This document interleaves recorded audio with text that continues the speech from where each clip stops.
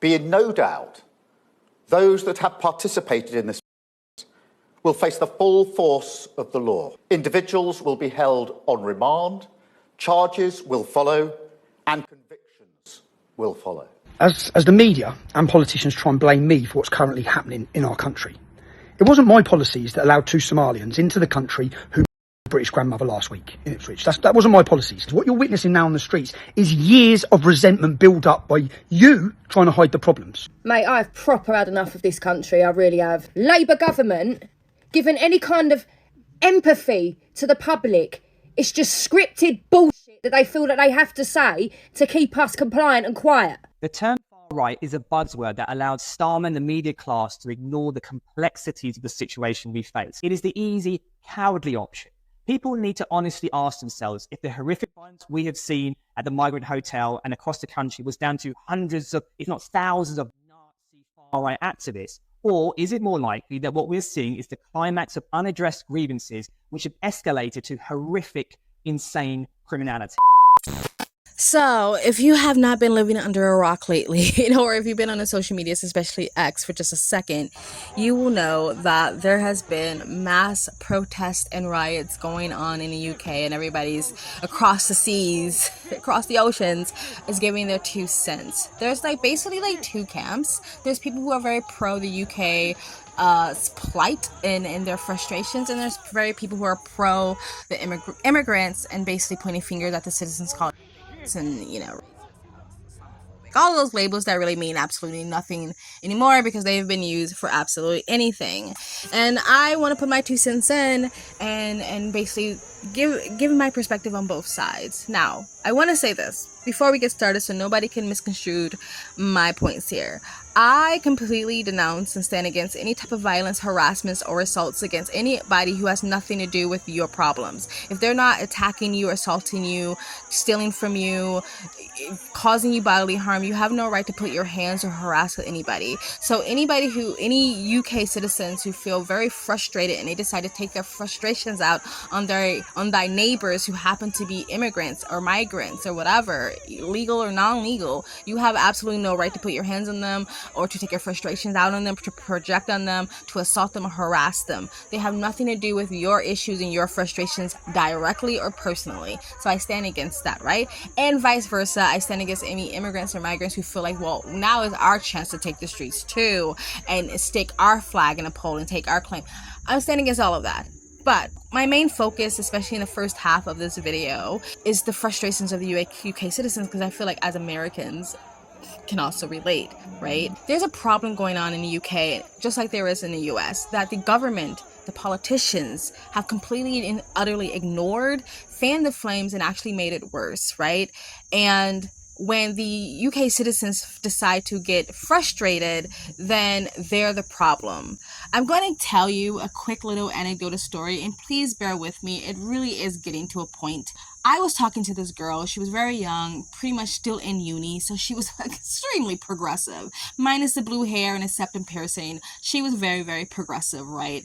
And I believe she was also from the UK. And one of the things that came up in conversation with politics, and including migration or immigration, illegal or non-legal, right? And she was talking about how racist and bigoted and Islamophobic that a lot of the UK citizens were to the migrants or the illegals or the immigrants. They're just mad because they're brown, and they're using all these other excuses as a dog whistle to really cover up how racist they really are. And then she told me this one story about a father who was really upset, or saying he was upset because his children's or his child's free lunch was taken away from her because they needed to give it to the immigrants or the migrants' children who was coming into the UK, and that he was saying how unfair this was, but really he's just racist and he's just a bigot because he's just using that to cover up how much he hates brown people, right?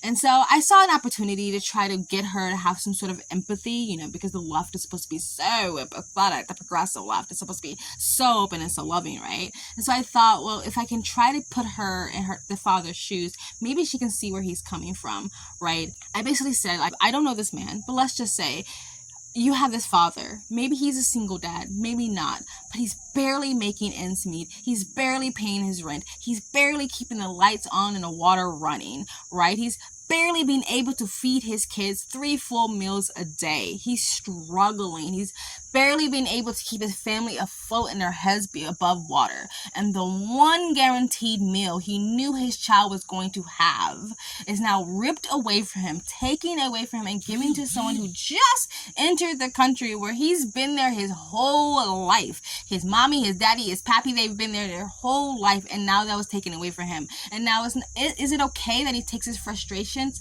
out on those who personally and directly did not harm him, or take that food from his daughter, take the food out of his child's mouth? No, it's not okay that he does that. But that's just human nature, because when people can't reach the people who actually cause the problem, which is the politicians and the governments, a lot of times they attack thy neighbor. It's not okay, but that's the human nature, and that's what is done. But you have to understand where the father is coming from, right?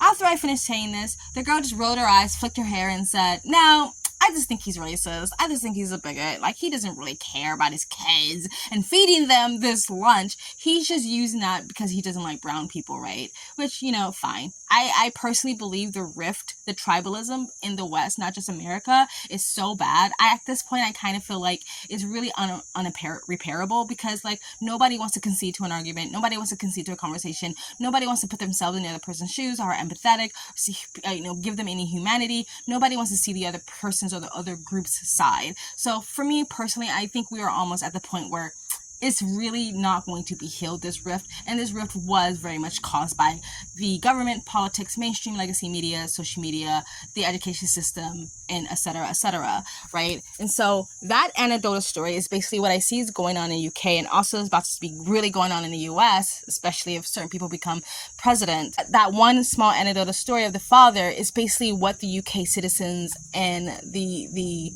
locals are going through on a massive level, right? They are frustrated, they're angry, and they're saying enough is enough, right? So the government's and the politicians' job is to protect and take care of their citizens. That is what their job is. That is what we put them there for. That is why we give them power and lots of fucking money, is so they're supposed to take care of us, protect our rights, and make sure we're good and fed and clothed and housed, and not just giving to us handout. Well, they do that as well, but making sure we have the space to be able to do that for ourselves, right? So you're supposed to take care of your citizens first before you open the borders to massive amounts of people who are also in need of the same services that you're going to strip away from the citizens who have already been there. Hundreds of thousands, if not millions at a time. That is the backwards, wrong way you're supposed to do it. You're not supposed to do it that way. Make sure they're okay. And then if you get to a point where your citizens are good, their heads are above water, they got savings in their children's bank account, they're able to feed themselves, clothe themselves, house themselves. And then if you say, okay, now we want to be like, humanitarians and open the borders to a rational amount of people, you're supposed to do it properly. You're not supposed to open the borders to hundreds of thousands, if not millions of people, and then shove them into low-income neighborhoods, shove them into the ghettos, shove them into the communities of people that are already struggling. And then when those people raise a freaking eyebrow, you tell them to shut up, be quiet, and take it. And so what I see is just a bunch of frustrated people who are struggling, and then taking their frustrations out on people that may not actually deserve it. I don't know if that's actually happening. I don't know if there's violence or anything actually happening. I'm just putting that out there, saying, like, I don't stand for that if that is happening. And so instead of bringing this to the table as a conversation, instead of the government and the politicians saying, okay, we see that you're upset, we see that you're frustration, these things are not okay, we messed up, we apologize. We messed up not only with the citizens, we've also messed up with these migrants, because a lot of times, you guys don't know, these people come into these countries and they're struggling as well. They don't come into utopia. They don't come into the land of promises and dreams, but there are a lot of resources that are stripped away from citizens and given to them. I know in America alone, there are people who need to be on food stamps, who need to be on government programs, who need to be in housings, or literally kicked out into the streets and kicked out into the programs to make way for migrants and illegals. So that is happening. But it's not like these migrants are coming over here and living in luxury like they might have been promised by the people who have smuggled them over. Anywho, the government is failing both sides here, and they're basically playing puppeteer. They are messing up the system. They have created this chaos and this mess, and then they sit back. They don't fix it. They sit back and then allow the citizens to fight with the migrants, and allow the migrants to fight with the citizens. You mess it up. You sit back. You let them fight, and then you swoop in and save it, right? Or you swoop in, wag a finger in their face, and tell them that you are the problem for being frustrated that we messed up your lives. The reason why I can sympathize with the locals, and I also sympathize with the migrants and immigrants, because a lot of them really just wanted a better life and they don't want no problems. Yes, there is a lot of other riots and protests that is like the Muslim Brotherhood or the Muslim Protective Peace, or I don't know. There's other riots going on from migrants, from illegals, from immigrants as well, that's also creating a disturbance. And there is something to say that when there are pro-UK sort of almost patriots going out to protest, they are treated a lot harshly from the police and from the media and from other people who want to virtue signal than those, not only the immigrants and the migrants who also might protest and riot, but also the Antifa and the black people who completely destroy neighborhoods. I feel like they get like kind of a pat on the back or slap on the wrist, and then people who are patriots, I don't know if they call them in the UK, I'm just going to call them patriots, nationalists or whatever, they kind of get treated like they are the worst thing on the fucking planet Earth, right? So it's to say, it's something to point out the hypocrisy. But the reason why I can kind of see it from the local side is because even though I travel, if you don't know, I travel quite a lot, and it's actually made me more strict when it comes to my ideas of immigration. I know like a lot of people who travel are like hippies, and I'm a hippie too. I'm a fucking pot smoking hippie, but a lot of them they travel and they come up with this mindset of like, oh, we should not have no borders and it should just be open all over the world because it's beautiful, right? Like that wouldn't just completely destroy the system, or maybe that's what they're trying to do, destroy the system, but that wouldn't completely interrupt a lot of people's lives by just opening it to everyone. But I've actually become more stricter in my ideas of immigration because I have to follow immigration myself. Every country I go to, I have to spend money, lots of money every month or every other month to stay in that country. I have to follow strict rules. I have to show up in meetings or interviews. I have to fill out paperwork. I have to do a lot to travel and to stay in countries. So part of me is like, wait. All these other countries get to have all of these rules and all those restrictions and collect all of these dollars from the people who come into their countries, but America and the West and UK is not allowed to do that. That sounds freaking crazy to me. And when I'm in those countries, I have to follow their culture and their ideology and their values and their principles and stuff like that. I have to adapt. I have to assimilate. Not all the way, but I have to assimilate. And so I expect the same thing when people go into the West. You have to assimilate. And we're not going to also ignore that a lot of the immigrants who are coming in have values and principles and ideologies that do not nicely align with Western principles, values, and ideologies.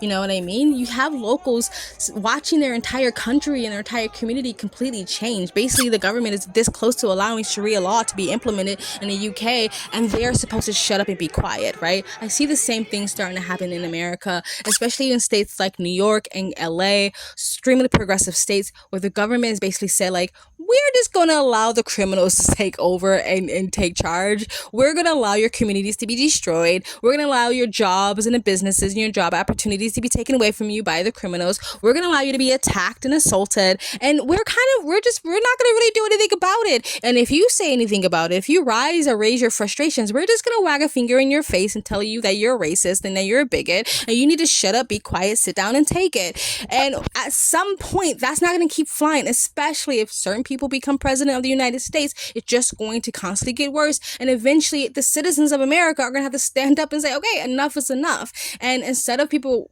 addressing the actual problem, which is the failing of the government, failed policies, the failing of politicians, instead of addressing that, you're going to only wag your finger at the frustrated citizens that finally said enough is enough. And I just think that's wrong. Again, I don't condone violence on either sides. It's going on both sides of the coin right now, even though the mainstream legacy media and virtue signalers are only hyper focused on one side of the frustration, which is usually the UK locals, and not the other sides who are dressed up in black and running the streets. Let's ignore that. Anyway, guys, that's it. This video is longer than I want it to be, but I think that the larger conversations and the people that should really be criticized is the government, the politicians, and their policies, not the locals who are just straight up frustrated that they've been ignored, that their frustrations have been ignored, and that their country is basically being handed over to people who wasn't there before. You know what I mean? I think we have to see both sides, because if you don't, it's just gonna keep getting worse. If you just ignore the frustrations, it's just gonna keep getting worse and worse and worse. But yeah, I think the politicians and the government is basically playing these people as puppets. And I think this is what they want. I think this is by design, and people are too stupid and blind and angry to realize that. Anyway, let me know what you guys think in the comment section below. Please like, comment, and subscribe. Hit the bell to get the notification when I do upload. All that really does help with the algorithm, guys. You can support the channel by donating. My PayPal and Cash App link is in the comment section below, or you can super thanks, and you guys have an amazing, beautiful day. Bye.